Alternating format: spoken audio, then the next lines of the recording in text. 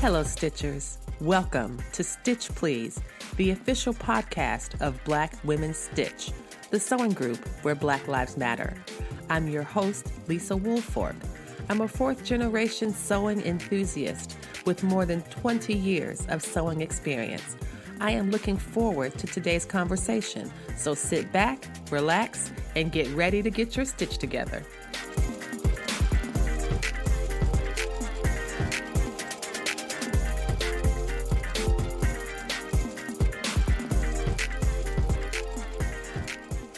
Hello, everybody, and welcome to the Stitch Please podcast. I am delighted and so excited to be talking today with Jasmine Chandler from So Much Jazz. I have followed her for so long, and she and I met at DC Frocktails back in, was that 2020? 29, it was 20, right before the pandemic started, actually. Yes, it was 2020. We met in 2020, and she remembered, and I did not, that we both got our tattoos. We got tattoos at DC Frocktails. This is why DC Frocktails is the best Frocktails, and DC Frocktails is the blackest Frocktails, and DC Frocktails is the only Frocktails we recognize. And we both got, which design did you get? Actually on my finger, I got a sewing needle and thread. It kind of loops through my hand. Oh, I got on my forearm, I got a sewing needle and stitches shaped like a heart. I love that. It was such a great event. It was so much fun. It was fun. So much fun. It was fun. So welcome to the program, Jasmine. Thank you for being here. Thank you for having me. This is so much fun. I'm so excited to be speaking with you because I look at your work and I see this wonderful trajectory, this wonderful path that you have been on. You're a designer and you teach university level teaching about fashion and design, and you do custom sewing, and now you're going to be shifting into pattern design and pattern sales. I would love to talk a little bit about, just to begin, what is the start of your sewing story? How did you get started? How did you get going on this as a creative practice? Okay, so it's been a journey, but I will say, and I remember exactly, I was in the 5th grade. I always used to sketch, and so I always used to sketch out ideas. When I go back to school shop, I would draw out my outfits. I always used to love to draw. And I remember sitting at my table in the 5th grade. I don't know how I remember this, but I remember sitting at my table in the 5th grade, and I said, "Oh, I want to be a fashion designer." I had no idea what that was. I don't know where it came to in my head, but I said I want to be a fashion designer. I didn't know how to sew. I just knew how to draw. And ever since then, I had been pursuing that dream. Funny enough, I started out as a pharmacy major in college because that was a more safe career. The term was 6 years, 6 figures. So I said, okay, I'll do the pharmacy thing. I'll make my money, and then I'll open my fashion boutique. So that was always the goal, to go back into fashion. My freshman year, I was miserable. I was truly miserable. I had no idea what was going on. I remember sitting in class and just the words, terminology, just going over my head. I had no idea. I was filling out all my classes. I was just miserable. I would come back into my dorm and just cry. It was just terrible. And I had a discussion with my mom that summer and said, I can't do this anymore. I have to do something different. I said, I really want to pursue fashion design. She said, well, I'll give you an ultimatum. Either you stay where you're at and you can change your major, or you can go to the other school and you can do that. I had initially had an idea of the school I wanted to go to, but she said, no, I'm not paying for that. You can go to this other school that I know your friend goes to, and you can, do it from there. So I said, that's fine. I'll take it. So I changed my major and transfer schools. And now I have my BS in Textiles and Apparel Studies from Delaware State University. And then I went on and got my MS in Fashion Design from Drexel University. Oh, that's fantastic. To go from pharmacy to fashion. Yes. That is quite the transformation. Yes. But I knew my passion was. That's the thing. I just knew it wasn't for me. Even before then, I went to an HBCU for my undergrad career, and they normally have, during the homecoming week, they have fashion shows. I remember just sitting in the audience and just watching the models come down. I want to say, I need to be doing this. That's what motivated me to change and pursue fashion. I need to be in that area and work in fashion. It's just so interesting to hear your story of heartbreak, sitting in a chemistry class or some kind of class like that, and just feeling like, I am so out of place. I'm out of my depth. Maybe these other kids understand what's going on, or maybe they're just as confused as me. I don't know, but I'm not feeling, this is just not working for me. But then during homecoming, you go to a fashion show, and then that's when your spark gets lit up, and you're like, wait a minute, this is what feeds me. This is what's getting me excited. And to be able to discover that so early, I think is pretty unusual. So you went to Delaware State. Yeah, that's where Continue. I didn't know, that's the thing, I didn't know how to sew or do anything until I got into undergrad. When I first started my fashion program at Del State, that's when I first started learning to sew. It was still very basic. That's why I went on to go to grad school to hone my skills a little bit more. That's why I feel like I really learned and really got better into what I'm doing now. I'm excited that you learned to sew in undergraduate. Yes, Like, my sophomore year. not because you and a friend sat around a table in the dorm room and she taught you how to sew something. You had classes that you were actually graded on. I know this might sound like not a big deal to you, but it's a huge deal to me because my undergraduate classes, which I had a good undergraduate experience, but the closest thing that we did, I was a communications and English major. The closest thing that we did in terms of practical arts was graphic design, where we had to design a font, which I loved doing because I love typography. I think that each individual letter of a font is a piece of art. I love that kind of detail stuff. But the idea of being able to walk into a class full of sewing machines and you got to go there and cut out your pattern and do the interfacing and learn to understitch and all of that. Yeah. It sounds incredibly fun. Let me be honest. It sounds super fun. So you had a good time. Yes, and that's the thing too. As I mentioned before, I was failing my freshman year of college, but I graduated top of my department, top of my class, and also graduated with honors as magna cum laude. So that shows you how when you're in your purpose, you will excel and within that area. Yes, yes. This is fantastic. Magna cum laude. Yes. When you look back at your undergraduate experience, can you identify like 2 or 3 things that you walked away with that gave you the courage to move forward through this career path? I know the program that I was in, and it's funny enough, I will get to it later if need be, but I actually went back to that school, my undergrad, and taught there. That's how I started my education career. It felt like I wanted to be a designer, and it was like a generalized, like fashion. I did a little bit of everything, so it wasn't focused on design too much. I had very basic sewing skills. It wasn't that great. So I knew one thing I had to do was really push myself to get to where I wanted to be. I also always said that when I'm able to get there, I want to help the next person along to help them get to their journey. That's one of the biggest things that I pretty much took from that experience. Yes, through your education, you learn the importance of connecting with people and building community and inspiring. Because you were inspired and now you get to turn around and similarly inspire someone else.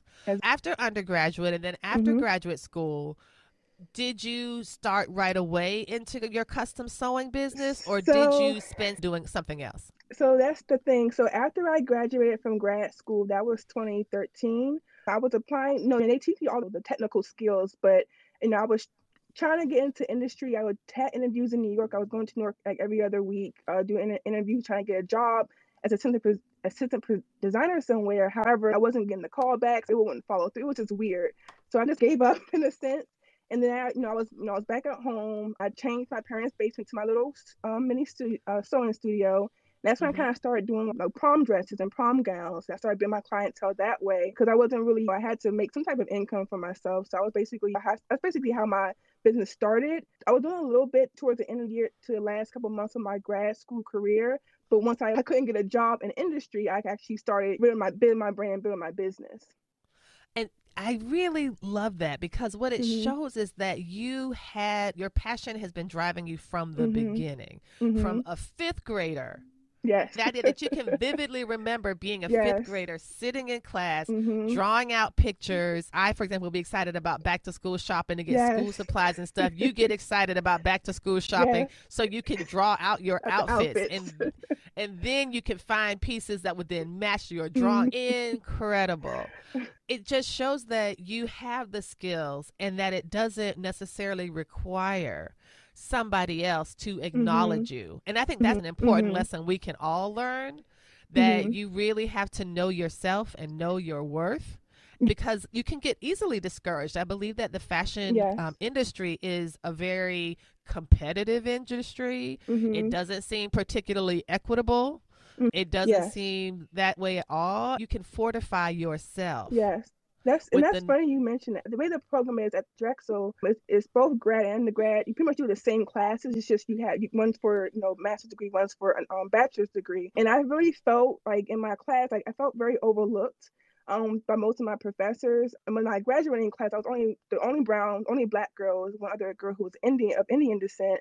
I was only black. I felt very overlooked in that program, which pushed me to myself that I'm worth it. Like I can do this. But yeah, I remember just feeling like very overlooked in that program throughout like, my entire time there during the whole program. And you said you were at an HBCU before you Yes. transferred to study fashion. Where were you? My freshman year, I was at Hampton doing pharmacy. Then I transferred to another HBCU, which was Dell State, and did fashion. Okay. So you stayed at the HBCU Mm-hmm. for both graduate school, Yes. for both Yes. undergraduate education. So it's Yes. not like you left the comfort of Right. HBCU to go to an aggressively white So I got both. university, Yeah, I and got it's both just, oh, experiences. this is going to be hard. But no, you had a really firm foundation in undergraduate. Did you find that helped you when you got to I Drexel? Did you feel like, this is some bullshit? I don't know if I like this. I mentioned it because I went to a women's college for undergraduate, Okay. and then when I went to graduate school, Jasmine, I was in classes with men for the first time, and I tell you what, they would not shut up. They did not know shit, but they kept talking and talking, and I would get angry. I'd be like, why am I busting my butt? I'm reading Right. 300 pages a night. I am killing myself to Yeah. show that I can do this work and that I'm reading and studying. And they just roll up and say things like, I didn't do the reading, but I believe blah, blah, blah. And I was like, how are you going to admit to everybody that you just talking out of your butt crack? What?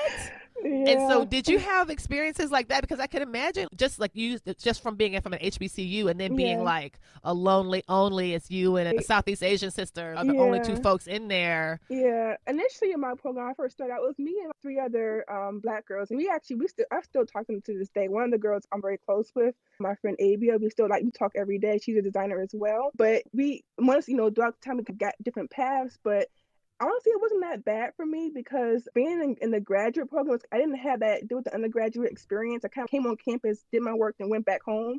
Basically, I had my friendship that I had formed. Of course, I had friendships with everyone else too, but of course, I had my sister that I very linked with as well. So it wasn't that bad for me. I was there to learn, so I wasn't looking for too much outside of that either. You were like, I'm just going to get in and get Right. out. And it's true that graduate school or professional schools, especially, aren't so much about creating communities or building lasting friendships in the same way that undergraduate tends to be seen as. You finished, you've got your degrees, you're trying to fit in and to get a place at one of the fashion places in New York, which is a big fashion hub in the US.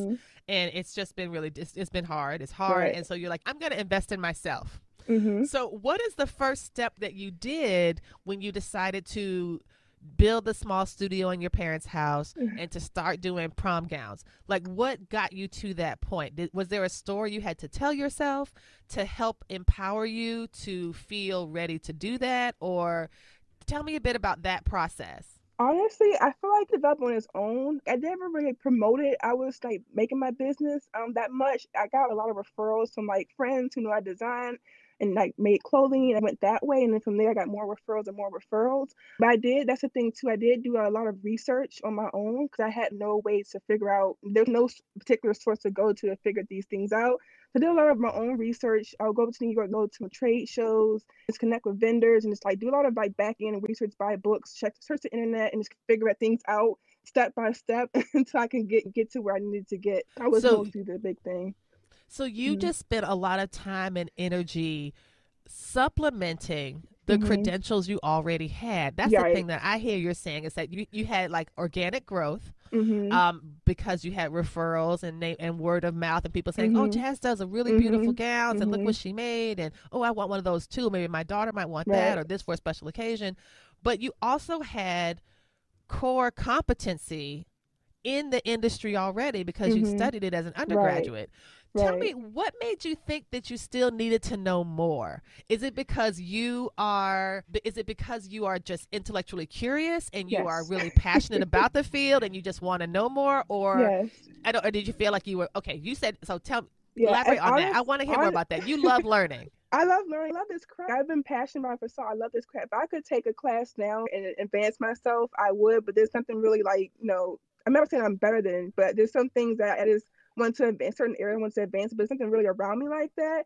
But I'm trying to, everything I can find across online, I can do or go somewhere, I would do it because I just love learning. I want to build my technique. Everyone's still learning. I'm still building my technique. I'm still building my skills. So if I can find a class now to this day, I would take it. I just love, learning about, the industry, learning about my craft and just building and honing my skills. I love that. It makes a difference in what you're able to create. Mm-hmm. Because and also it makes a difference in how you teach, because I think in order to teach you have to, at least speaking for myself, you have to also be in a constant place of learning.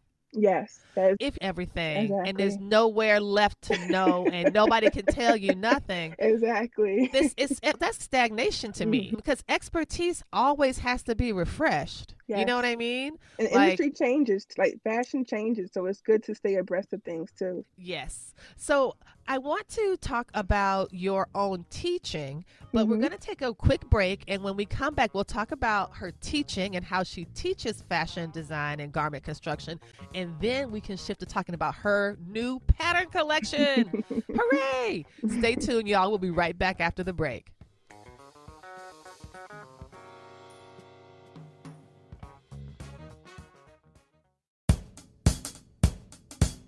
Black Women Stitch and the Stitch Please podcast are happy to announce that we have another way to connect with our community. In addition to the IG Lives that we do every Thursday at 3 p.m., we also now have a club on Clubhouse. That's right, friends. They done messed up and given me the chance to have a club. Follow Black Women Stitch on Instagram and now on Clubhouse Thursdays at 3 p.m. on Instagram and 3:45 p.m. on Clubhouse Eastern Standard Time. And we'll help you get your stitch together. We are back, everyone, and I am happy to be speaking with Jasmine Chandler, so much jazz, on Instagram, who is a designer and a teacher. And she's going to talk to us about both of these things. She was talking before about what it means to be a lifelong learner. And as someone who studied design and sewing and garment construction at both the undergraduate and the graduate level, I find her so impressive. She has the credentials. She's done the work. She's done the training. And she helps to train other people. I wanted to hear a bit about the classes that you teach, Jazz. Tell me about that. What was it like to go back to your undergraduate institution as faculty? I came back from grad school. I started my business and I was just like working within my business. So my old professor actually had reached out to me and said, we have an open position. Do you want to come back and teach? I've never taught before that. I did like a small like arts program at a local nonprofit art center in DC, but that was the most of it. So I was like, okay, I needed a job. I mean, I was doing okay, but not enough to like really live. So I said, okay, I'll do it. So I went back and I started teaching. And of course, I know my first year, I felt bad for the students because I was so nervous. Like, I know I was just like all over the place. But, as time went on, I got a lot more confident in it. And I actually realized, that's when I realized really that's my true calling, is the education portion of fashion. I just remember just being that individual who wanted to learn how to, sew and design, not really having any type of guidance or idea of how to go about it. So I wanted to be that person to help the next person. And I think it was really good as well because, I was 23 when I went back. I was very close in age to most of my, not close in age, but close in age to most of my pretty close in age. Yeah, so they looked up to me. I could relate to them pretty well. I talked about the trending things that were going on, so they connected that way. So that was a pretty good experience. And I taught there for 4 years. And then actually 3 years ago, I left and I came back to Maryland. I'm teaching at the local community college. That is fantastic. Give us your favorite top 2 classes to teach. I know you've probably taught a bunch, but what are your 2 favorite classes? My favorite 2 classes, of course, is flat pattern design. I just love, it's a little bit more of an advanced class, but it gives you that that freedom to actually design and make what you want. I definitely love teaching flat pattern design. And my second one is also draping. I would love to ask some questions, so that's why I wanted to know, so I can ask you questions about those, because I think of Fashion School, the musical, the TV show Fame, like where everyone's singing and dancing and stuff, and you guys are carrying around sewing machines instead of books. I know that draping is important. It's a fundamental of design. It's one of the earliest ways to think about creating a garment.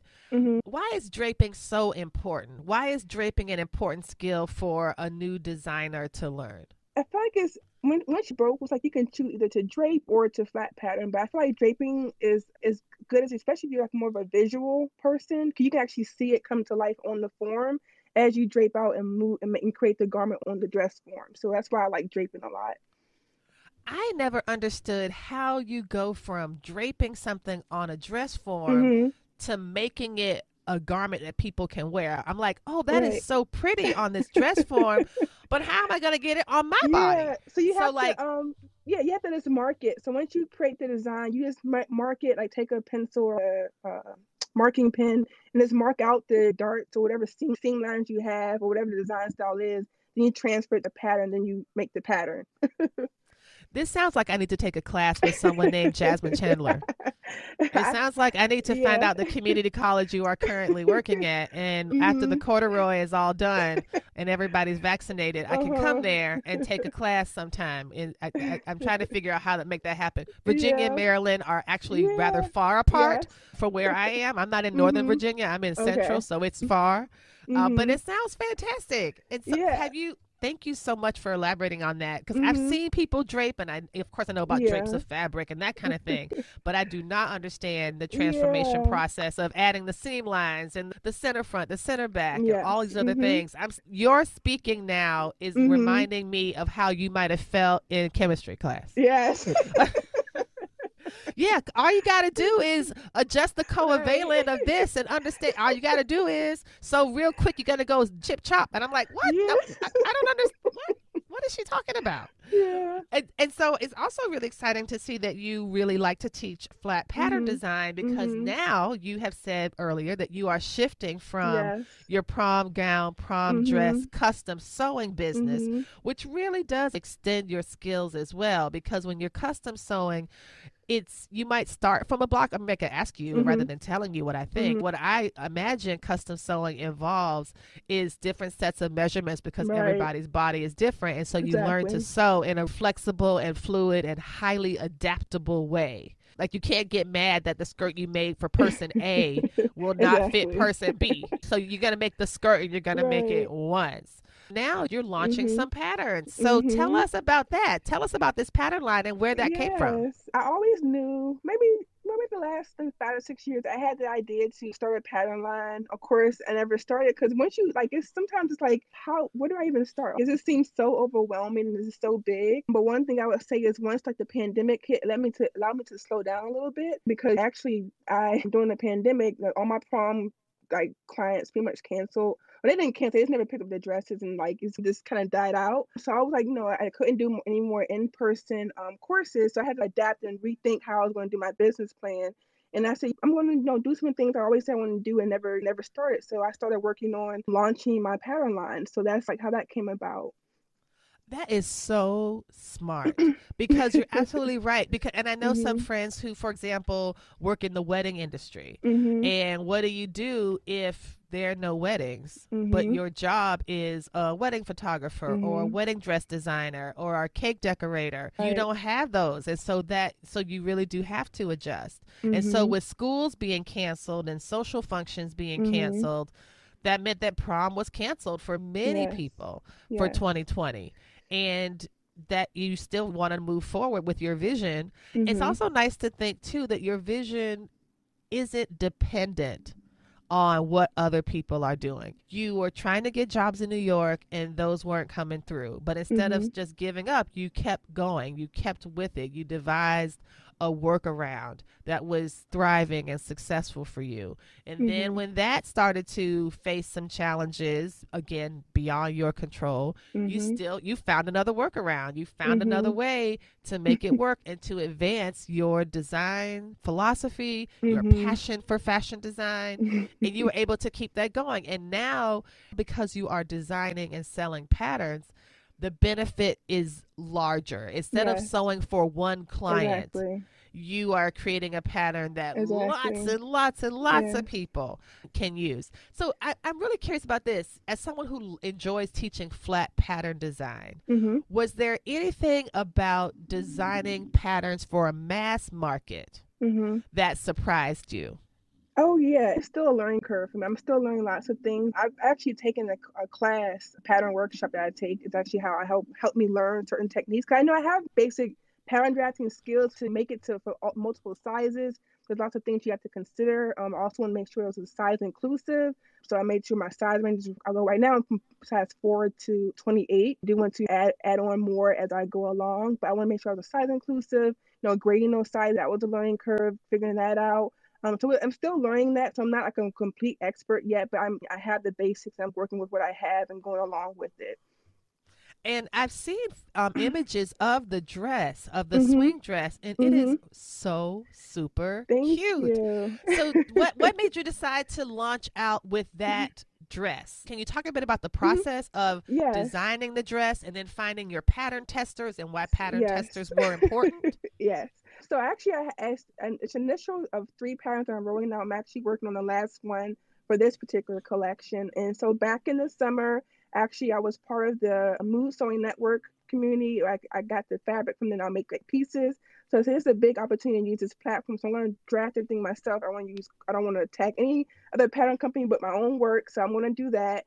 And as I was posting them, I got a lot of like response. Like, oh, is this a pattern? Can you make this a pattern for me? Can you make this? Okay, but I didn't like. I just whatever. Like I don't have time for that right now. Then actually, I went Yeah. back and I said, you know what? I think I will because almost everything that I posted, everyone, oh, which was a pattern. So I said, okay, maybe this is my time to go back and visit and redo make these patterns out. So that's what kind of pushed me to do it. All like my initial drafting and like initial ideas, and just convert it into a PDF pattern format. So. That is incredible. If someone asks, "Oh, is this a pattern?" I just be Mhm. like, "Nah, cuz I made it up." Uh, I would not be able to say, "Oh, sure. Let me just go ahead and write and draw this down real quick and make Yeah. it a pattern in some sizes and grade between the sizes." Mhm. Okay, no problem. So I did see that some folks had the dress and they were Mhm. posting it on Yes. Instagram. And so were these the folks that you assembled to test your pattern? Yes. Mhm. Tell me I why did.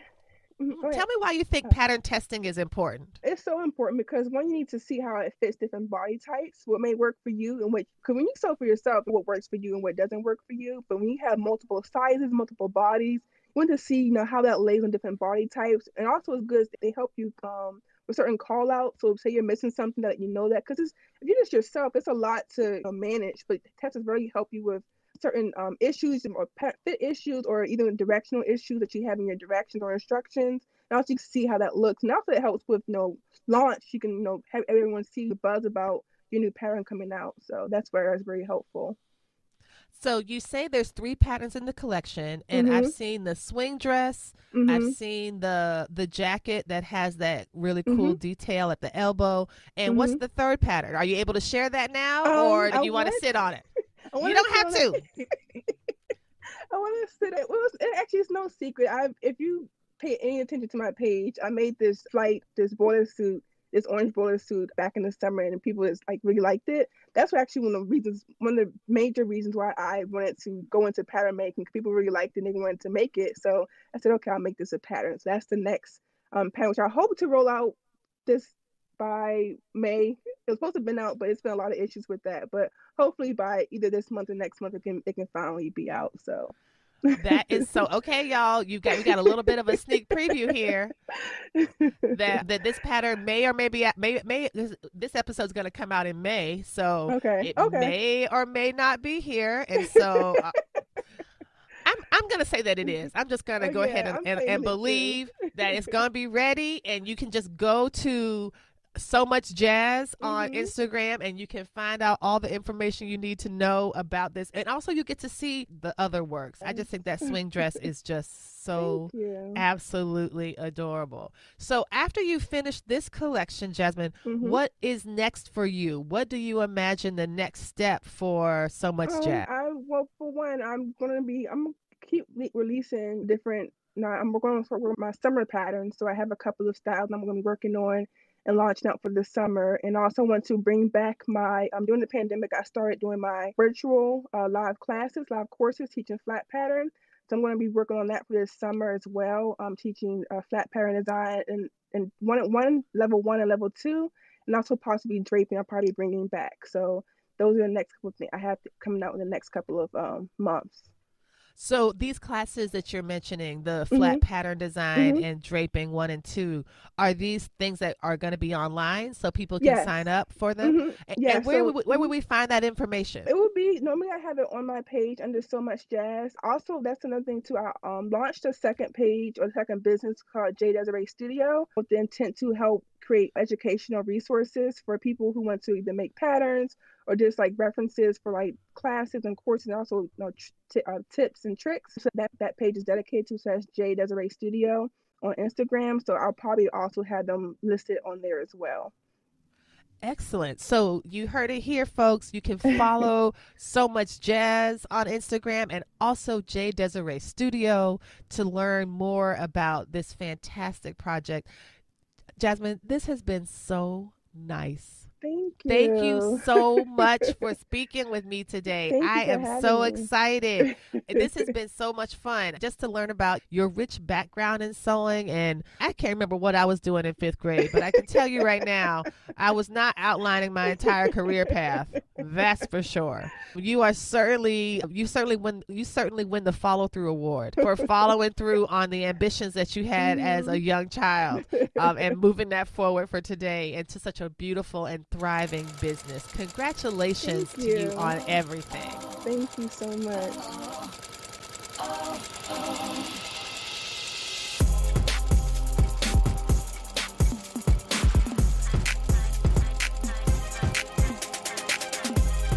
You've been listening to the Stitch Please podcast, the official podcast of Black Women Stitch, the sewing group where Black Lives Matter. We appreciate you supporting us by listening to the podcast. If you'd like to reach out to us with questions, you can contact us at blackwomensstitch@gmail.com. If you'd like to support us financially, you can do that by supporting us on Patreon, Patreon. And you can find Black Women Stitch there in the Patreon directory. And for as little as $2 a month, you can help support the project with things like editing, transcripts, and other things to strengthen the podcast. And finally, if financial support is not something you can do right now, you can really help the podcast by rating it and reviewing it anywhere you listen to podcasts that allows you to review them. So I know that not all podcast directories or services allow for reviews, but for those who do, for those that have a star rating or just ask for a few comments, if you could share those comments and say nice things about us at the Stitch Please podcast, that is incredibly helpful. Thank you so much. Come back next week and we'll help you get your stitch together.